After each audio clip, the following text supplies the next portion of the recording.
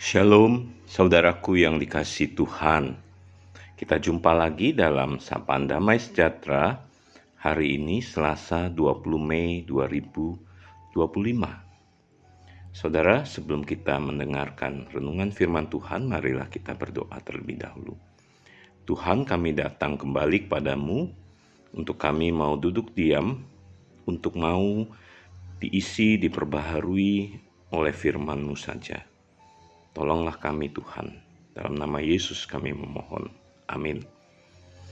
Saudara yang terkasih, suatu ketika seorang gadis muda bernama Munera dari India duduk terdiam menangis di sebuah ruangan yang tidak pernah dia ketahui di mana dia berada.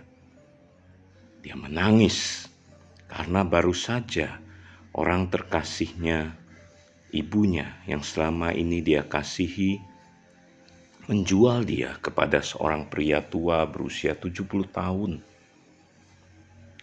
Pria tua ini membeli dengan sejumlah harga, membayar kepada ibunya, dan dia membawa Munera muda ke sebuah kota. Gadis ini merenung, menangis, menjerit, marah, dan dia tidak dapat mengerti mengapa seorang ibu yang dia kasihi bisa melakukan hal yang seperti itu. Kasih yang dia berikan selama ini kepada ibunya berganti dengan benci, berganti dengan amarah, dendam, karena seorang ibu yang tadinya dia pikir mengasihi dia dan dia balas dengan sebuah kasih, ternyata memperlakukannya seperti itu. Saudara, saya akan memberikan tema renungan ini dengan tema kasih dunia, kasih yang membingungkan. Nats firman Tuhan terambil di dalam 1 Yohanes 2 ayat 15 hingga yang ke-16. Janganlah kamu mengasihi dunia dan apa yang ada di dalamnya. Jikalau orang mengasihi dunia, maka kasih akan Bapa tidak ada di dalam orang itu. Sebab semua yang ada di dalam dunia, yaitu keinginan daging dan keinginan mata, serta keangkuhan hidup, bukanlah berasal dari Bapa, melainkan dari dunia. Saudara, itulah realita kasih dunia ini. Kasih yang berasal daripada keinginan daging, berasal daripada keinginan mata, serta keangkuhan hidup. Kasih yang hanyalah untuk memuaskan kepentingan diri sendiri, ego, dan bahkan kenikmatan demi kenikmatan yang berusaha untuk diraih. Namun saudara, firman Tuhan jelas mengatakan kepada kita, bukan? Bahwa janganlah kita mengasihi dengan kasih dunia itu, bukan apa yang ada di dalamnya. Karena jikalau kita mengasihi dunia, maka kasih akan Bapa tidak akan ada di dalam diri kita.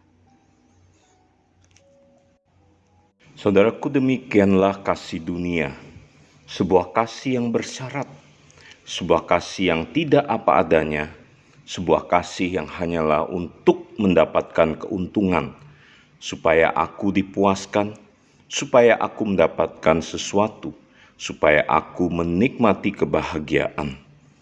Itulah kasih dunia, saudaraku. Saudara, bila saat ini Anda sedang berada dalam situasi dikhianati oleh kasih dunia, mungkin saudara kecewa dengan orang yang saudara kasihi, kepada orang tua, kepada pasangan hidup, atau kepada anak, atau kecewa kepada di dalam dunia pekerjaan saudara, kepada atasan saudara, kepada perusahaan saudara.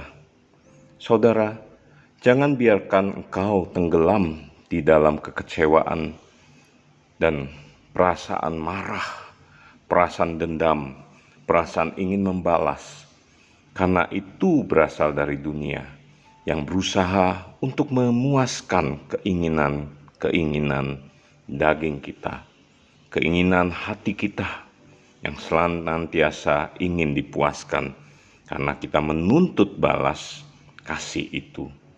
Tapi ingatlah saudara akan firman Tuhan.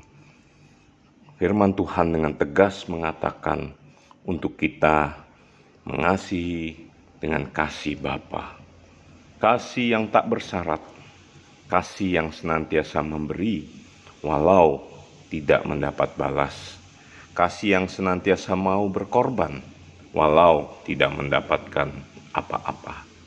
Saudaraku yang dikasihi Tuhan, biarlah setiap kita boleh peka di dalam menjalani kehidupan ini dengan kasih dari Bapa, bukan kasih dunia yang menyesatkan itu.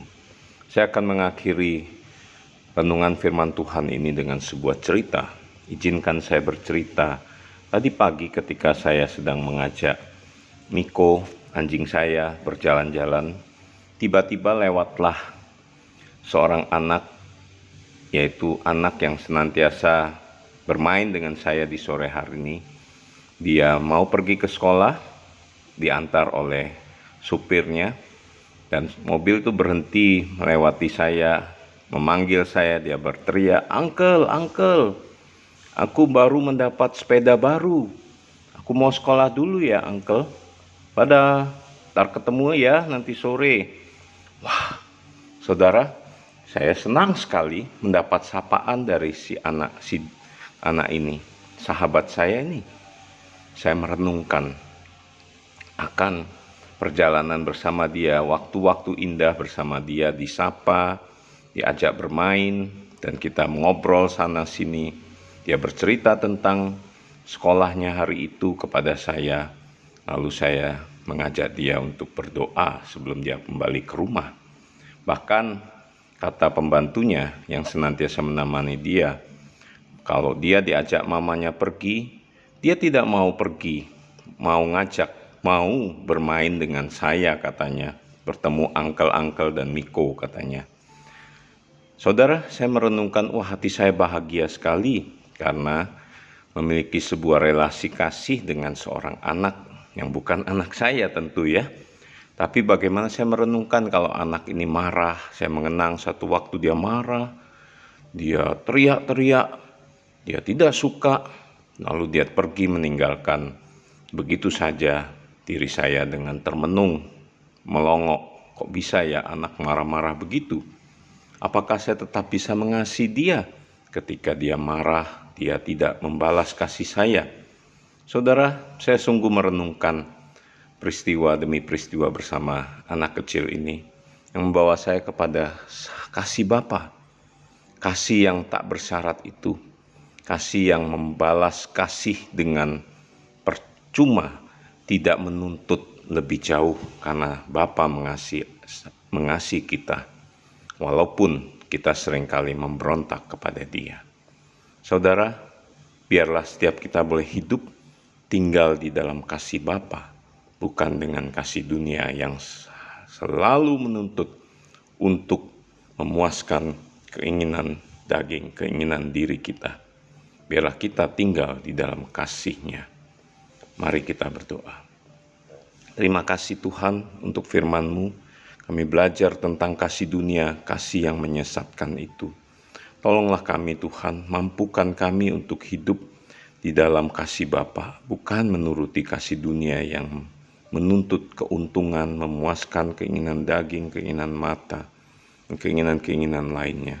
Ampuni kami Tuhan, kami senantiasa melakukan di dalam hidup kami. Kami terpancing, kami terbawa arus, kami terjerat di dalamnya. Tolonglah kami untuk terus mau belajar menghidupi kasih Bapa. Dalam nama Yesus kami berdoa. Amin.